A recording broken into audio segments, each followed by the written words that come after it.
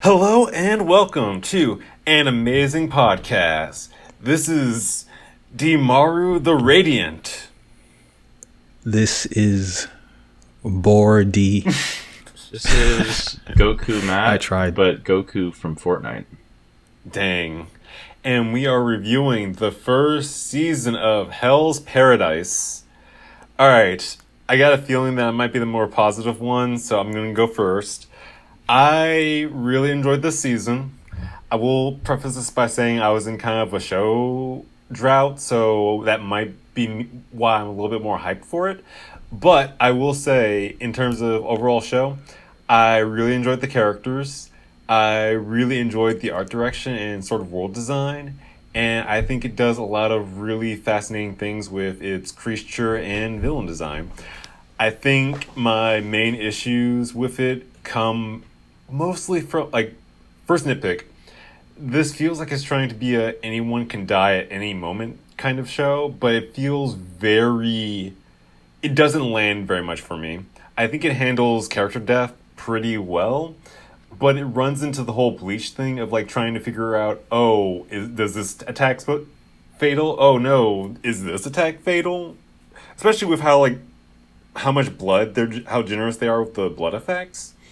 And I think my biggest issue with it might be the magic system, but that's for I'm half and half on that. Oof. Okay. I actually Yeah. Oh, did you want to go? You go ahead. So before I get into all my criticism, I don't even know if I'm gonna have that much criticism to say. But before I get into the negative, I actually do agree with you about the creature design. This show actually, when I think about it, has probably one of the coolest monster designs in anime that I can think of. I really like the designs, and I just like the vibe of the island in general. But aside from that, I mean, I just think it's so boring. Okay, I really tried my best, okay? I promise you I tried, okay? But I fell asleep like 3 times. I could not get past episode 6. Dang. Okay? I couldn't do it. I really did try. So I'm not going to know half of what you guys are talking about, but that's okay because I don't mind getting spoiled anymore. Fell asleep. He got filtered. But yeah, I mean, I guess we'll get into it more, but I guess just to start with, I'll just say, yeah, I was bored. It was a boring show. Okay, question. As far as you can remember, I know your memory must be really hazy. What was the last thing you remember seeing? So the last part I was at was they got to, they reached this village where there was like this wood guy who Sakura looks like Groot. Pseudo-Udo. Huh? Sakura and Groot. Yeah. Yes, yeah, Groot, exactly. Sakura, baby Sakura. Yeah. Yeah, that's where I was at, and they just reached that spot. Okay. But yeah, I mean, it's like first you can go, Matt. You say your overall thoughts. Before we started, I did mention that I feel like I kind of overrated the show last week. That being said, I still really like it, and I do. I think it's got some very strong characters. I'm a big fan of the whole kind of Suicide Squad format of we're sending in a bunch of disposable people or whatever. And I think more so than other shows, at least that we've watched here, I believe when characters die and are killed off. And I feel like they do a better job at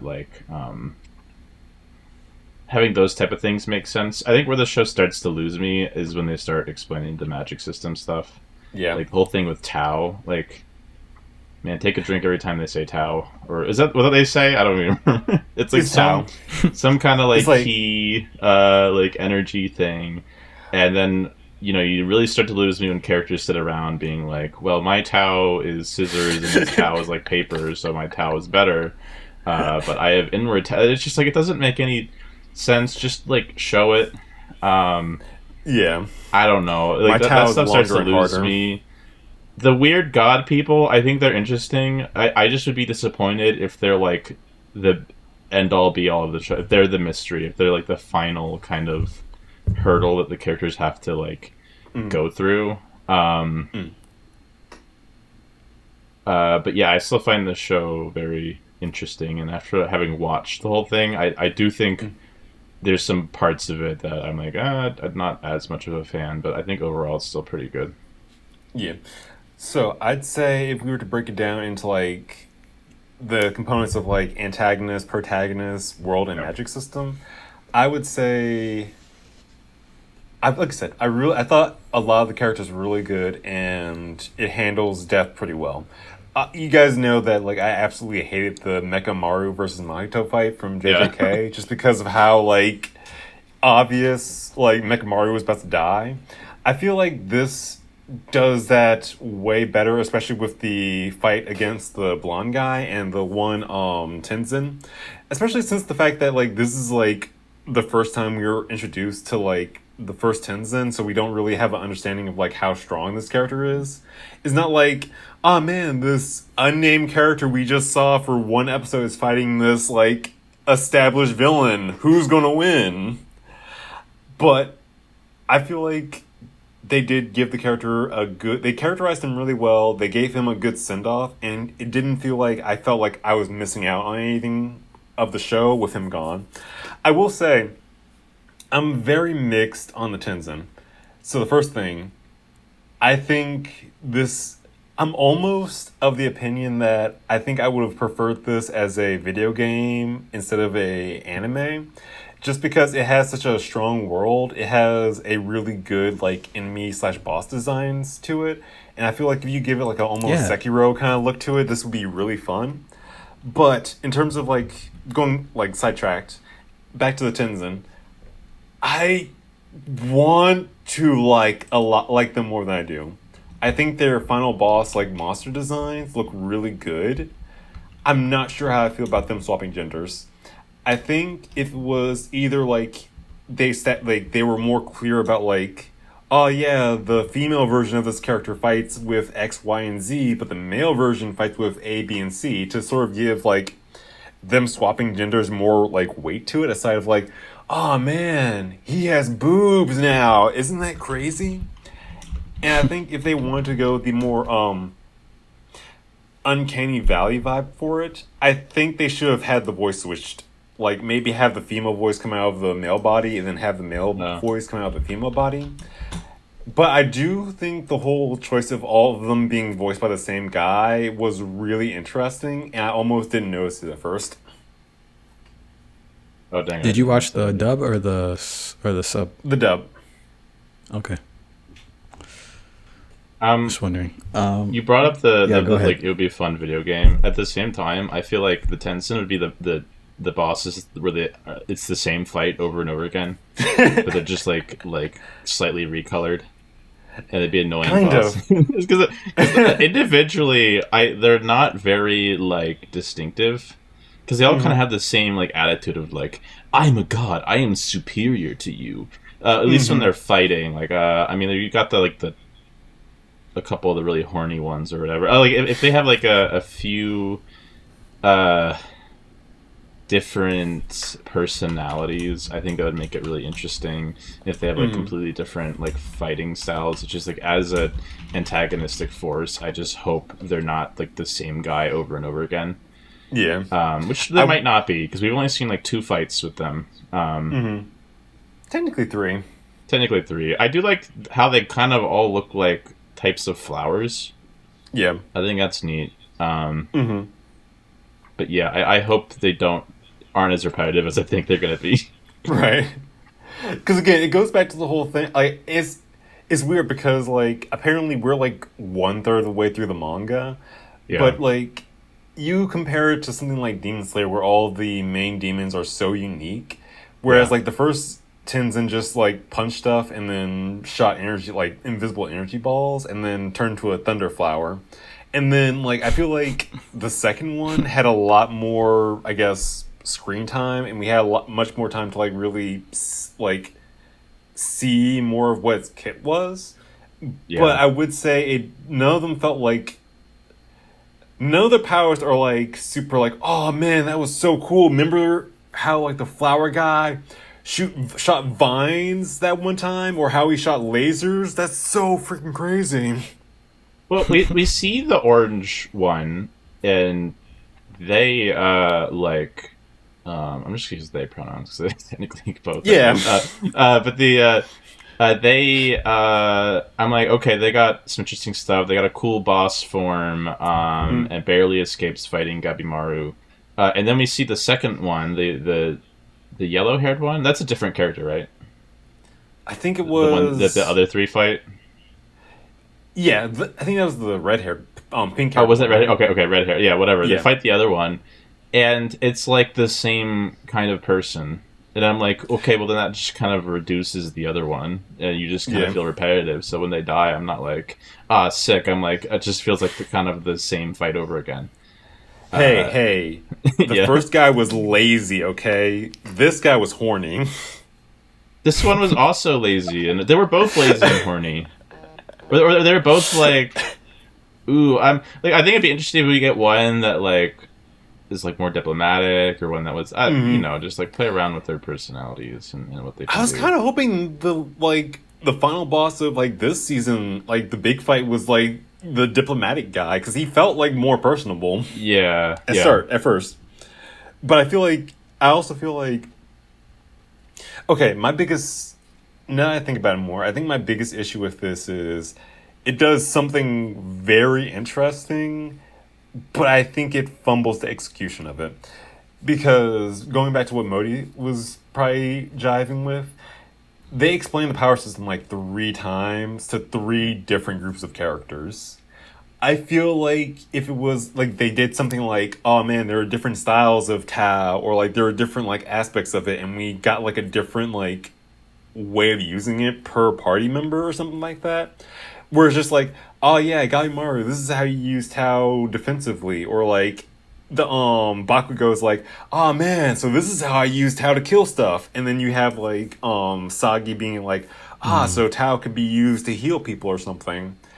But I feel like it gets close to that, but it kind of has the issue of like, we know the main villain's weaknesses before all the other characters, so it kind of feels like a lot of the fights are sort of like staring at your watch, figuring out like, okay, when are they going to catch up to everyone else? Well, like that could be interesting. I kind of like how Bakugo Ichigo just kind of like powers through, like not he just skips the tutorial, and it's just like just fucking raw, like just powers through it. And then the other ones, like each of them has like an explanation, and I think if you like you said, kind of explain different parts to different characters so that nobody necessarily has like the whole piece of the picture, I think it'd be more interesting, especially because when you're like, oh my god, they don't know this thing's weakness that we just learned, or they don't know how bad it is that, oh, this character's not actually dead, or they have to do this, right? But they don't know that, but we know that because the other characters know that. But since they're not all together, they don't all know the same information. But it does feel like they're just kind of like repeating stuff, and then like Tao just becomes like, any other power system in like a shonen anime, where it's just like it's and the explanation for like whatever cool stuff we want. Like it doesn't have to really make any coherent sense. Like like it's like the Black Flash of this. I don't fucking know what they're talking about, but sure. Okay, I will say, when you told me about how it gets questionable, I was rolling my eyes like, how bad could it be? You were right, dude. They get fucking horny. You were right. They get so horny. Okay. Okay, here's the thing. Modi, you probably didn't get to this, but essentially, it's like imagine in JJK, to unlock your domain expansion, you had to get laid. Wait, really? Yeah. Yes, yeah. It's okay, because here's like, that's not a great concept. That's not a great concept on paper. What are you talking about? B, the way they established that, not great. I actually like how horny this anime is. I think it's one of its redeeming qualities. Yeah, because why not? Because there's so many anime where it's like on the edge, where it's like, oh, we're like kind of horny, but like, oh, well, they won't they or whatever. It's just like, nah, they stumble into like two of the characters just fucking. They're having hot sex, and like that's how they get their powers. But also we see that like the one kid like hugs people and it gives them like energy boost. Right. Like, it doesn't have to be like that, but we don't know. Maybe she's a pervert. She's okay. Here's the 10 or something. Like I don't. Here's the other thing. Here's the other thing too. I really like how we get to the end. I'm just picturing Gabimar going to his wife, like, "Sweetheart, you have to understand. I needed a power up. I had to have sex with this woman." Wait, who did he get his power up from? So he doesn't get the power up yet. So essentially, we learn about like Sakura's backstory, and apparently because she only had like one gender, her options were to either have sex with all of the monster people to power them up, or just leave the like main palace. So essentially, this is crazy. Yeah. I'm swear to God, I keep like, maybe I'm a bridge brain, but I'm picturing one of the Tenzin just going like, "Be gone, you binary bitch! Either fuck the monsters or fuck off. I don't care which." Wait, when did they say she has to fuck the monsters? Oh, the little girl. No. The little girl. Yeah. Well, that's supposed to be fucked up. That is insane. I know, right? But it's like... They're the villains. It's supposed to be that. Okay, here's the other thing, right? I would not put it past the... Okay, if you found out... If she goes through, like, a whole complex arc of her, like, her identity not being tied to her, like, sexuality, her, like, existence doesn't have to be for those purposes, and then all of a sudden one of them go, like, "Yeah, we made it up. Like, we just like having sex. We just didn't want to look like perverts." Well, too late. I can kind of see how they like, because like tying like sexual expression or just like intimate expression, whether it be like, you know, fucking or like just like hugs or like a friendly like or just like a love that you have for someone, that you could argue that like Gabimaru's like main power and drive comes from the love of his potentially fake wife. Yeah. But by the way, that's Modi, crazy. It's possible that like, you know, I was complaining about how like last review how his wife seemed like so like, you know, too good to be true, fake, like bullshit type of thing, and I thought that was just like an anime thing. The characters bring up that like his wife might just be fake, and they're just using it to manipulate him, or whatever the clan he came from. So would she just be like a ninjutsu or something? Like, is she just? I'm not fully sure. They just floated that idea, and I guess I won't know until I watch season 2. But yeah. So it's either like she was either a ninjutsu or she was just a member of the clan posing his wife to like manipulate him. Yeah. Wait, but satisfies me. Doesn't that just make her his wife regardless? Like I don't get it. Yeah, but the love she would have for him wouldn't be genuine.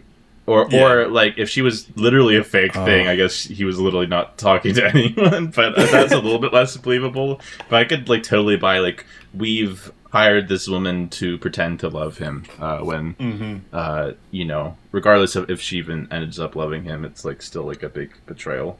Yeah. And like makes a lot of Does that make it love fake? Does that make the show more interesting for you guys or less? I think it makes it more. Yeah, because that was a big complaint I had last time. I feel like that kind of satisfied my complaint. Because I'm like, the way they're showing this relationship is so like, fucking, I don't know, like too rosy and one-dimensional. Yeah. Because for me, like, as little as I care, that is the only thing that I might actually care about. So if they took that away, I'd just be like, wow. So, like, because I don't, so far, this is my main thing with the show is, I don't care about any of the characters at all. Like all those, at least in the first 6 episodes, like the deaths that are happening, I just don't care. I don't really care about their backstories and stuff like that. So like the only thing I mildly care about is like his goal of winning, or winning the thing, getting the elixir so he can get back to his wife. So if they took that away and it's just like, she was just like an illusion or something, or she was fake, then it's, I just don't know, like, what's the investment anymore? Why do you even care if he wins, if he gets the elixir, I like the ambiguity of it. I like the idea of like him having a clear goal, but us not like knowing like, oh man, was she real or not? I think like it gives it a nice little wrinkle to it. I also Okay, so, but then if that's the case, they have to. It would be really bad if she ends up actually being fake. Like if they keep the show going on the premise that, like you don't know if his wife is real or not. Then at the end, if it turns out that she wasn't, then won't you feel kind of cheated? kind I think of. so. Because, like, I feel like the whole point of this is, like, I don't think we are meeting Gabi Maru at his, like, most ideal, like, developed character. Like, in a sense, he kind of feels one-dimensional because it's like we are given his, like, I just care about my wife, I don't care about anything else. And this might be a chance for the show to be like, no, he can, like, care about, like, other people outside of, like, just his wife. He could have more than one motivation. He could have, like, complexity to him. He could form relationships that aren't just, like, this one that's been developed to, like, essentially use him as a tool. Like, I think you could make something interesting from this, and I almost, like, really hope that they do, because I think if he's just, like, wife guy the entire time, it's going to be, like, very boring, but I don't think they're even going in that direction, because he's clearly forming bonds with the other characters that come in conflict to his, like, main goal of seeing his wife again. It turns out my real wife was the friends I made along the way. Exactly, and we like that. Also, I would not like that. also, okay, there's also a big one thing I also appreciate is they reveal that the elixir of life was bullshit at the last episode, which again, okay, hear me out. They go back to like Groot's house, they get some of the bathwater, everyone like meets up, two of them go to the Emperor to like present the elixir, and the other, like the rest of them are just like, yeah, they died on the island, no point in looking for them, they're gone. How does he leave the island, let me ask you guys though? a really important question real fast. Right? You ask someone to go to a dangerous suicide forest to get you a magical elixir that grants you eternal life. You get the elixir and you drink it. What is the first thing you're going to do? Wait, am I immortal or am I invincible? To be decided. Okay, because if you're invincible, you can do whatever. But I feel like I'd live my life as normal. Because here's my thing, right? Here's my thing. Like, they give the Emperor, like, the elixir of life. What is it? Is he just going to be like, yeah, like, second in command, try to chop my head off. I'm going to jump out this window right now. I'm going to be fine. I see what you're saying. I'm going to, like, firearm my bodyguards and go to, like, the ninja chief and, like, talk as much shit as I possibly can. Because here's the thing. That's true. Say if he tries to press his luck, right? Huh. He's probably going to die, and then that's going to be the nation, like, the couple of criminals who just got off are probably the least of this country's problems. Yeah. Say if he's just like, I'm gonna fire all my guards and just talk shit to every single like opposing power possible. Again, the country's gonna have a lot bigger problems to fry. It's going to be like an Emperor's New Clothes like situation where it's like, oh man, the Emperor is so immortal. Like, oh my god, you can't die. Or heck, they just like they make like Sagi and Gabimaru be the ones that like present to him. It's like, yeah, like Gabimaru drank the elixir, and I can't kill him now. Watch me try to chop his head off. Yeah, it can't work. The elixir is just too good. Oh, yeah, that would be. I feel like that's kind of like a plot hole too, but there's probably some good explanation for it once you get there to like, considering what the elixir is probably going to be. So yeah. Well, it seems like the elixir is made of dead people, so Oh. Yeah. Oh, really? Okay. Yeah. And if you drink it, you turn into a tree. So you're technically immortal, but you know. Yeah. Oh, you get to I see. Change your gender at will, though. So that. Yeah. But yeah, like it seems like the goal is they lure people to this island, and they and the gods there kill them and turn them into immortal juice. Yes. So that they can live so they're not actually like it's not even like you drink it once and you live forever. I think you drink it once and you have to keep drinking it. Yeah. So it's immortal as long as you have like the people to kill. Right. So the Emperor would run into that problem, I think, even if they brought back any like immortal juice. Well, no, because they established it only works on like the Tenzin. If the Emperor, like, if they did bring back if the the immortal Emperor juice, drinks it, he just dies. he would just turn. He would literally just turn into like an inanimate oak tree. Yeah. True. Yeah. So then, I'm guessing by the end of season 1, all of their goals must be to just escape the island, right? Yes. Because at that point, there's no point. Yeah. Right. Well, okay. How do you guys not feel cheated? What do you mean? Now The whole also, thing was a sham at the start. Like, Yeah. I think we knew it was a sham. What do you mean? Like, How did you know it was a sham? okay, when I Well, started the because- show, I did not expect them to legitimately be like, okay, let's get the elixir of life and return to the Emperor, and that's how it ends. Like, I knew there was going to be something where, like, hey, this whole thing is bullshit. And, like, I didn't know how they were going to do it, but I feel like the conceit of a lot of these shows is, like, the situation we're in is fucked up. Let's not do the situation. Let's do something else. That's how, like, a lot of the Suicide Squad movies end, where they end up, like, rebelling against Waller in some way or another, you know? Because the other thing Oh, too okay. is like you. I guess I just haven't seen enough of That's that fair. stuff. Yeah. Yeah, I would also say the other thing too is like they give them a really vague like crayon drawing of what it might Yeah. possibly look like. So it's kind of established that like whoever's like making these decisions is not well informed at all. Or they don't even care about their success. Like, I still think they're just Right. being sent there for, like shits and giggles and maybe research, you know? Like, I don't think they're Right. actually hoping that they, or expecting that they'll actually return. I mean, we saw Right. that, like, there's just, like, a whole shipwreck surrounding the island because no one can actually escape it. Right. Um, Honestly, like I think like the main draw of the series going into season 2 is just them beating the Tenzin and them getting off the island. And Yeah. then figuring out like the whole Emperor thing afterwards. But to be fair, they sent like most of their elite like executioners onto this island, and I feel like by the time after like they finish leveling up, there's pretty much nothing the Emperor could do to them. Yeah, that's true. Like, who are they going to send to kill them? Right. I think you guys are. I'm probably going to get judged for this, but I feel like it's more gratuitous that instead of giving them like proper genitals, they just like are rounded off for like censorship. It just feels weird to me, but maybe that's the only way they could are able to do it. Okay, here's the thing. Yeah, Yeah, I think it's a they Japan should. I thing. think they should have just had like flowers grow out their nipples. It would have been like, it would have been thematic, and it would have made sense, and it would have been like, wait, what? yeah. That would have been. I think that would be a great idea, but I'm sure that wouldn't be allowed either. Like, I'm sure that's just too close to reality. I think that's really funny if you think about it, right? Like, yeah, like all of this like footage of people getting executed, like Yeah. at the first episode, a giant death game, like that's fine. Nipples, heck no. Yeah.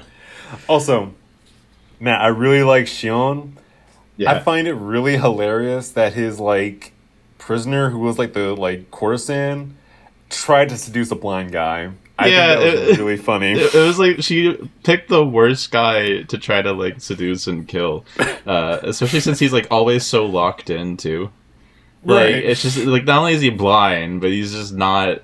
He wouldn't if she picked like any other guy, she might have actually had a chance. But she just happened to Yeah. pick like the most like locked in person on the island. Like nerdy guy like folded like a lawn chair like the second he saw Yeah. like Kunoichi lady.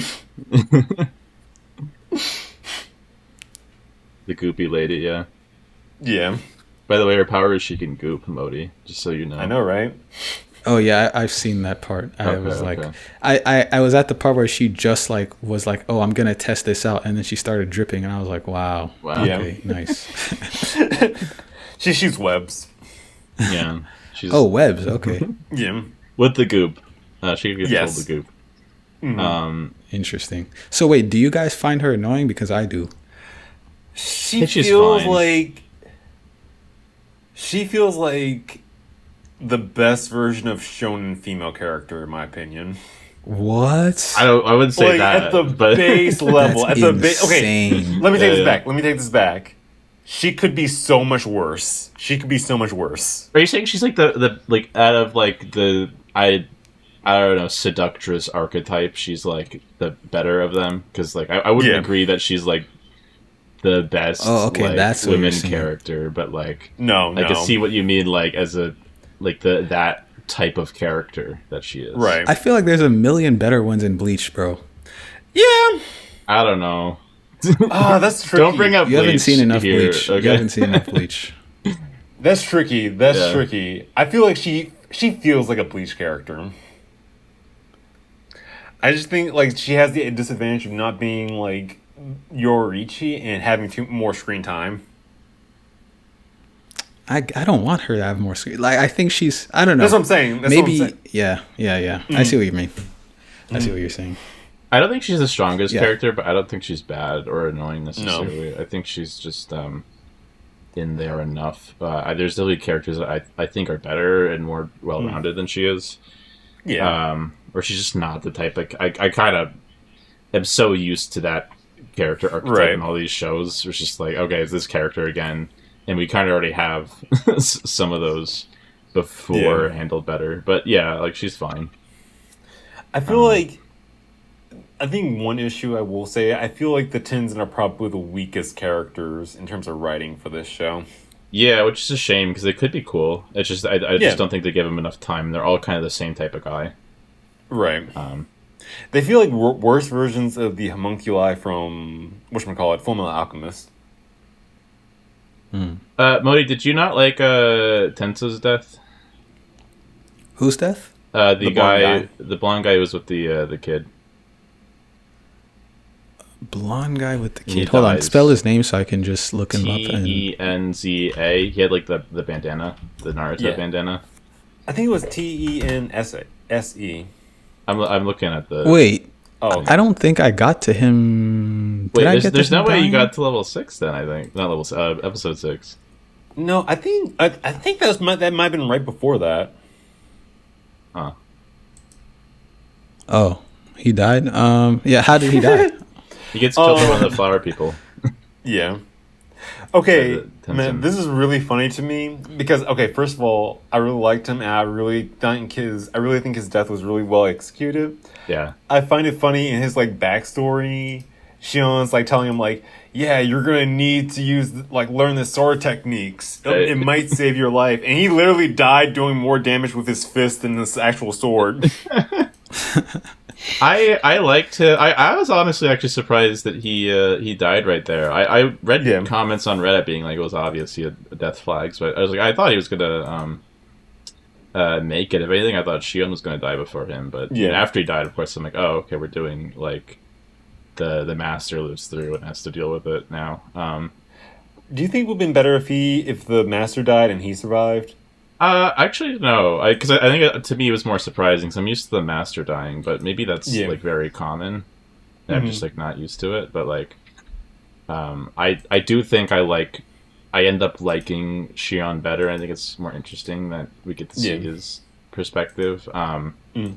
But yeah, like I thought Tenzin was gonna because I thought he was interesting enough for him to make it like through. You know. Yeah. But yeah. I will say, Shion's like final like monologue while he's like running at the Tensa about like his regret at letting Tensa die. I thought that was really well executed. Yeah. I like Was this really before? Oh, I don't know. Maybe it was. Do you remember like, what later. specific episode that was? Okay. No. All right. Yeah. What'd you say? Okay. Yeah. Go ahead, Matt. What were you gonna say? Well, no, oh, like about what you said though.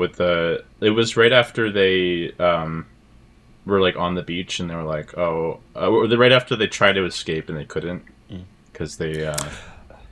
Oh. And then when they came okay. back, there was a flower person there that was like fighting them. Did you at least get Yeah, I there? think you- Oh. I think you might have just missed it because that was I think he died on episode 8. Oh, did he? Okay. Okay. Yeah. So I didn't get that far. Okay. Um, Okay, wait.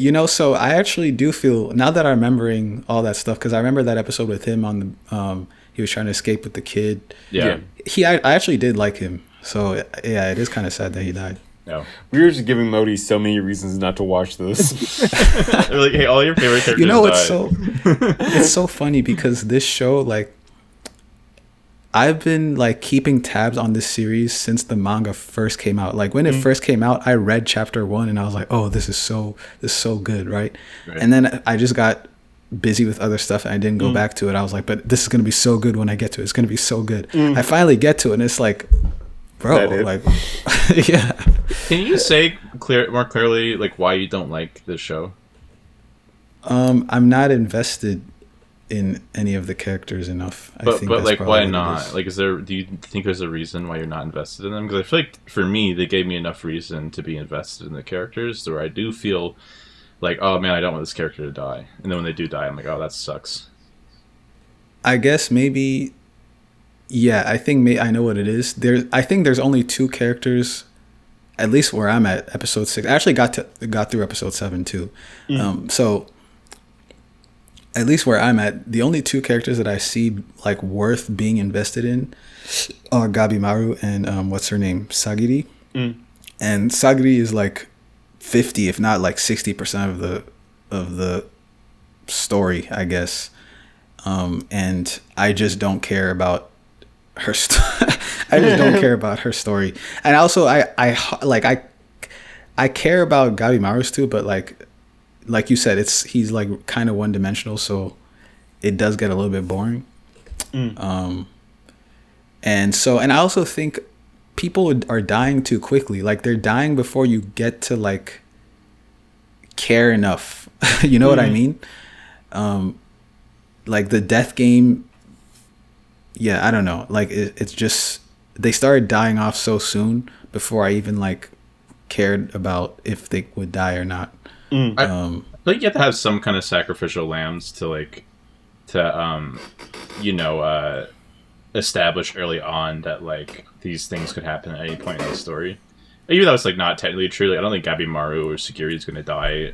Maybe at the end, but like not right now or anytime soon. But like I still thought there were some characters that like had interesting designs that I'm surprised they like died as soon as they did. Like Tenza, or that like red haired guy. I thought he was going to be in there the whole time. Like most of the criminals they sent over, I'm like they look cool and they could have done stuff with them, but they died, and I kind of appreciate that. Well, I mean, yeah, but they died.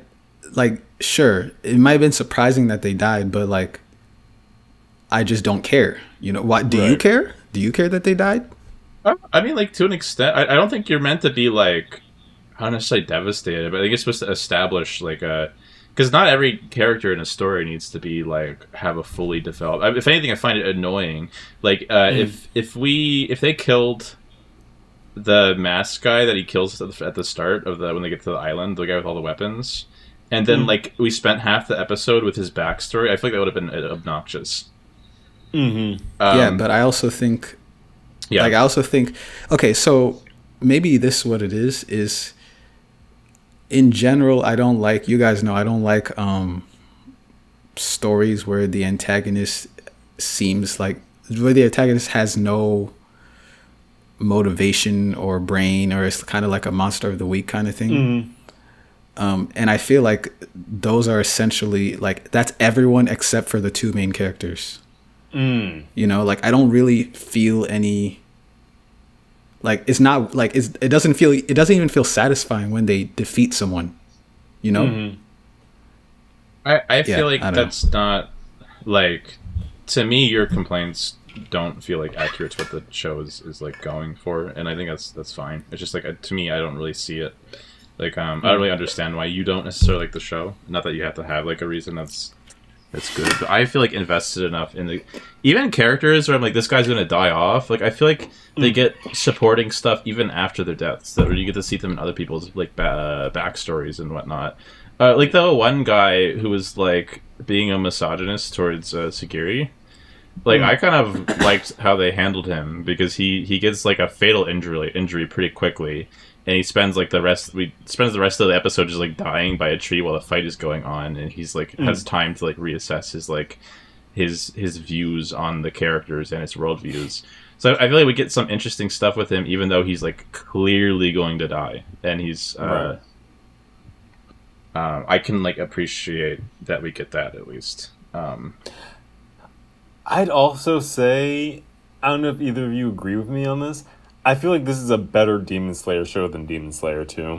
I Okay, can't so say because thank I haven't you watched for- Demon Slayer, but yeah. Thank I'll you for agree saying that anyways. because Yeah. what I was 'Cause thinking is that this show is pretty much like, to me, this show feels like Demon Slayer except more mature. Like, Yes. you know, with violence and sex and all that stuff, and that's it. Like, This so is- and it's like the same reasons I don't like Demon Slayer. I just don't really care, you know. Like, for me, it feels like this is... I think the writing is way better than Demon Slayer, but Demon Slayer has way better animation. I kind of wish this got the Demon Slayer treatment as opposed to Demon Slayer. True.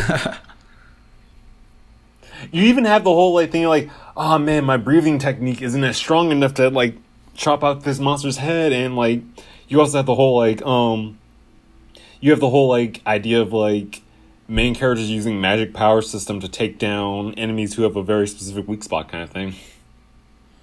Yeah, I would also say about the animation. I think, I think it's not like anything great, but I think it's they make up for it with the art design, in my Yeah. opinion. Like for So, like, me, Yeah, like for me, I think the animation is. I mean, the animation isn't bad. Like I'm trying not to let the JJK brain rot. Like it's just not kick JJK, which is it doesn't need to be Unfair like the standard, animation. yeah. Like the animation is good enough to where it doesn't distract me from the story, and it makes the impactful moments impactful. Like Yeah. it doesn't. It's as good as it needs to be, in my opinion. yeah, I would agree with that. Actually, Modi, let me ask you a really loaded question. Would you rather watch 5 episodes of Demon Slayer, or 5 seasons of Demon Slayer, or 5 seasons of Hell's Paradise? Seasons, Yes. 5 seasons. I think I'd choose Hell's Paradise. Mm. I feel like Hell's Paradise has more of a chance to surprise me than Demon Slayer does, you know? Yeah. So yeah, I would choose Hell's Paradise. What about you? I mean, you like both. I mean, well, you don't like both. So I know what you would choose. You would choose Hell's Paradise, of course. Demon Slayer grew on me. I kind of learned to I learned to appreciate Demon Slayer despite its issues, but I would probably go with Hell's Paradise. It's weird because like as someone who really likes animation, I feel like I would be able to take more from a creative standpoint from Demon Slayer, but I feel like I would have like a much more consistent experience with Hell's Paradise. Yeah, I see what you mean. But I'm also a hater, so. I talk about some of the characters. I at first was disappointed that the giant guy ends up like dying. Like I was kind of hoping he'd be like a character and he'd kind of help the crew or whatever. Because I feel like they just needed to feed him. That seems to be like really the thing I was concerned with. But I ended up liking how they handled him because we get like a very short intro where it's established that he's like so big and so growing that he's just like eats so much that he ends up just like eating the whole town. Yeah. And to me, that was like just effective enough, like that we as the audience understand how like fucking messed up this character is, and then just like killing him off because they don't know like anything about that, and I don't know. I just kind of liked how his character was handled, even though I thought I wasn't going to. I honestly think they could have taken his character more or further. Like, I Yeah, like I the see idea of him, like, killing the red-haired guy and we not seeing him for, like, say, 5 or 6 episodes. Then all of a sudden you see this weird, crazy, roided-out monster guy come out, and you find out it's, like, in that last couple of times, he's just been going around gorging himself on, like, all of the weird, like, plant and flower people. Oh my god! And everything. Actually, yeah, I changed my mind. It would have been so cool to be like he starts eating the monsters or whatever, so we just see random like areas of his devastation, and that just like enhances his abilities. He just grows even bigger. To the point where he like, I would love if he just like fucking out of nowhere they're fighting one of the flower people and he just eats them, and he's like like a massive like flower monster or something. I think that would have been fun. Oh, totally. Like, because he's kind of going through his own thing where he's just like, I don't know what's going on here, but I'm hungry. I'm going to eat whatever the fuck I see. Yeah. Because they're doing this, they're doing something similar with Bakugo, where he's just like, yeah, I'm just going to eat these monsters. Yeah. I actually like. I thought I would fucking hate Bakugo, but I do kind of like him and his brother. I think they're pretty. Yeah. I think they're fun. Yeah. I like Bakugo a lot more than his brother, but I think it's just down to the fact that like Bakugo, like he's a character. Like, I'm a big fan of characters who act way dumber than they actually are. Yeah. So the fact that like he can like he acts like a complete and total meathead, but he's actually right and really like smart about certain things, I think that's really charming. No, I agree. I like him too. I think it's funny that we call him Bakugo. I mean, okay, if we're gonna call him Bakugo, why can't we call Tenza? Why can't we call Tenza Naruto? Yeah, sure, go ahead. Yeah, I'm fine with that. Go ahead. I guess it doesn't matter Naruto anymore since he's dead. But yeah. Them calling the tree guy Groot and the like one girl Sakura. So yeah, I mean she's dead ass Sakura. Like that's plagiarism at this point. Okay, also real fast with her, she is such a like interesting is the best word I can come up with, because they introduced the whole like weird sex thing with her, but the flashback with it is her like fully grown, which I think is trying to like lessen the blow. Oh, the fact that's good. This whole time you guys were talking about it, I was like, oh, okay, that's a little better, I guess. No, she's a Pokemon. Like, in the flashback, she's like a full-grown adult, but when we see her the first time, she's a child. But then after like halfway through the series, she's like Pokemon evolves into a teenager. Yeah. Oh, interesting. Mm-hmm. Okay, well, all right. Yeah, I think the way it works, right, is that the life essence stuff makes you younger. And she, why was she really young again? She just has a lot of it, and then like when you use it, you start to become older. I think it's because brain loading. I think it's because when like she burned so much energy trying to save Gabimaru that it aged her up. Because we see the orange-haired one who lost the fight to Gabimaru. When we see them again, they're like wrinkled up and old and ancient. Because like whatever this life essence thing is, it affects your age. That's why I think she looks so young. Which I think is what they said. I could be wrong about that, but that seems to be right. Yes. Big fan of a sword guy. The guy who just chopped his arm off. All of them? No, sorry. Guy. The guy who chopped his arm off when he got bit by a butterfly, who's with the he's great. The nerdy bowl cut kid. Yeah. I love him. He's so. I like how he interacts with Gabimaru, and I'm like, oh fuck, he's just gonna try to kill him, but he's like, hears him out, and like, yeah, I guess we could team up for now. He's like, he's basically a friendly version of Kenpachi from Bleach. Like, I like how his whole like motivation isn't even just to get off the island. He just wants to like do something really legendary. Yeah. Oh, I like that.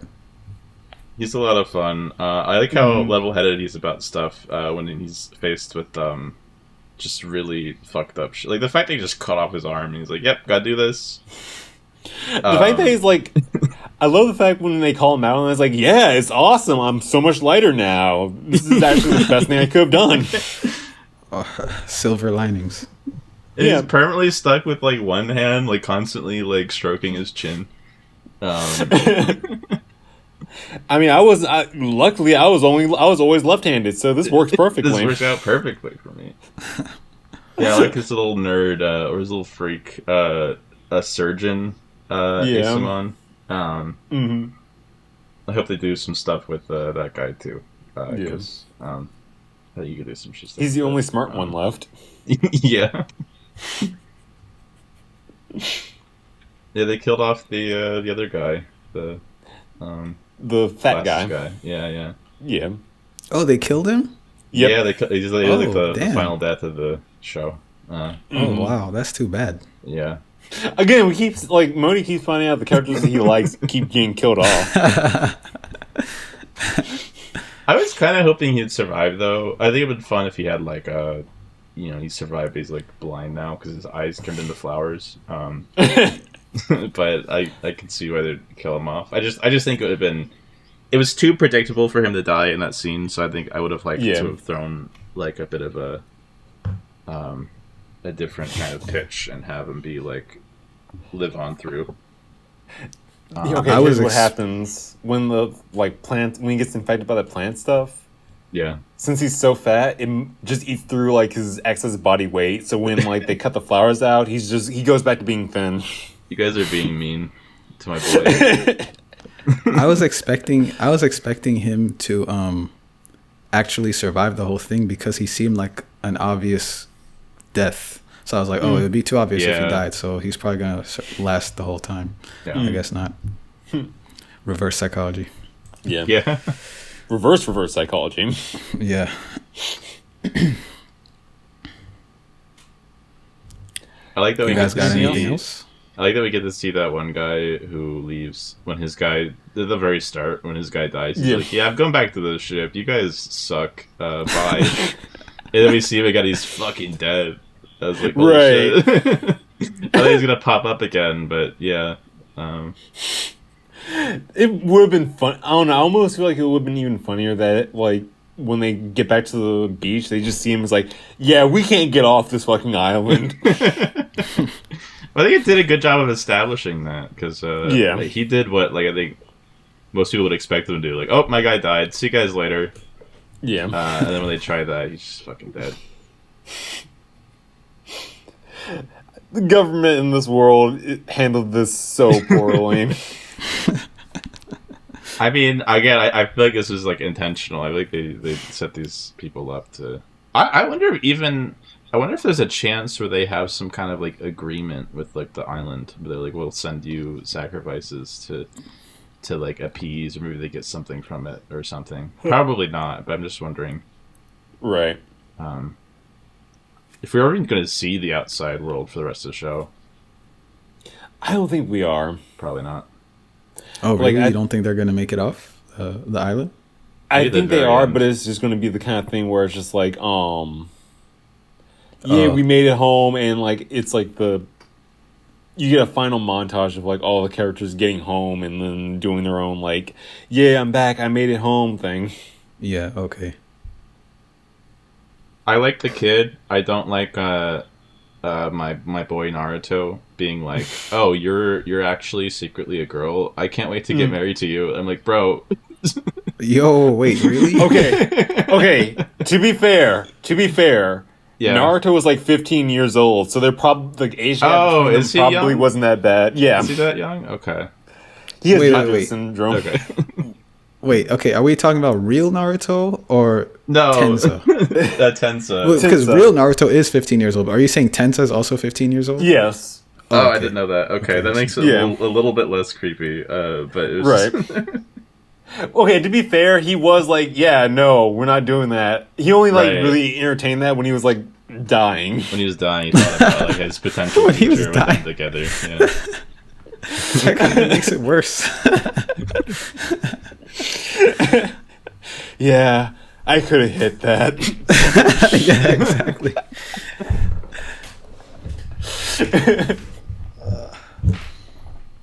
Like, I think at worst there's probably like, this is gonna sound really bad, I think there's probably like a 2-year age gap between the two of them, which is really weird. Yeah, I mean, you're probably right. I mean, either way, it didn't happen. So I hope they're not. I hope the show's not creepy with her though, as going forward. Yeah. I hope the show doesn't sexualize her character, because I also find her to be interesting too. Like her whole, wasn't it? She was like helped out some people, and they ended up just like leading an entire like attack against her town. Yeah. Yeah. It's fucked up. and then she's the criminal, you know, like. Yeah. Okay, here's the thing. I'm not sure where this could go, because my biggest issue is if it wasn't for the fact that like they established that the whole like oh yeah, you power up by like shagging one another, I feel like I would have a lot more faith in it. But the fact that like half the cast is like male, half the cast is female, I'm kind of like, where's this going? No, but we literally saw that she. We saw in the final battle, she gave energy to Shion and Sagiri by like hugging them. Well, with Shion, I think she just poked.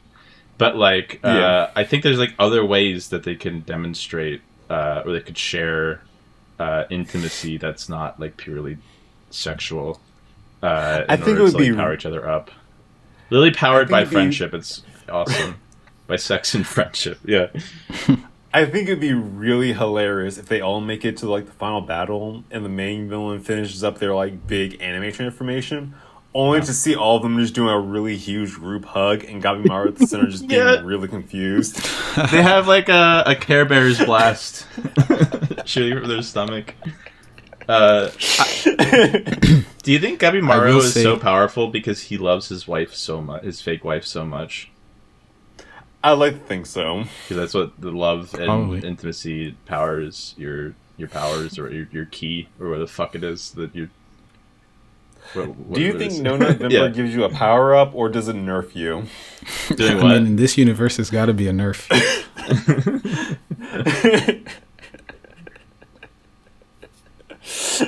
Oh my god, he's so powerful. He's part of a polycule. Holy shit.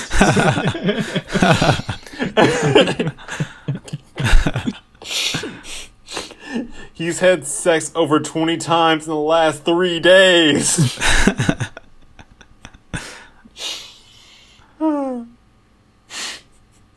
But yeah, I think that's all I had to talk about this show. I don't know if you guys have anything else. Yeah. Here's the thing that I really hope, I'm praying doesn't happen. That I am really praying doesn't happen. I hope the show doesn't end with like the twist of Gabimaru's wife never existing, him having the whole like I was always hollow, like I feel nothing, and then him and Sagiri being like the only two left alive, and then them like doing the whole like love overcomes everything and then getting power up that way. I really hope they don't do that. I mean, I do hope several of the people survive. They can like find like love in each other's like friendship and like bonds. I'm not saying that like Sagiri and Gabimaru have to get down and dirty, but like if they could form like a very like close like relationship, just by like just have them be best friends and finding like connections together. I do wonder how Bakugo is going to like. If he's gonna like when he's gonna meet the rest of the characters and if they're gonna get along. He's definitely gonna die, I think. Yeah, I think he's gonna be a boss. I think he's gonna die at some point, but I'm wondering I do wonder what direction is he gonna be like antagonistic? Is he gonna be a real obstacle, or is he gonna like immediately fold and join them like One Armed guy did? Yeah. Oh. Yeah, I don't know. My gut tells me he's going to be antagonistic, but who knows? Probably. To be fair, this is the guy who just killed a bipedal fishman and was just like, "Yeah, let's eat this." He would be great. Actually. Oh my god, he would be great friends with the main guy from Delicious in Dungeon. Oh no! Don't remind me. That shit. Yeah. He would just eat all their ingredients. He wouldn't even let them get anything.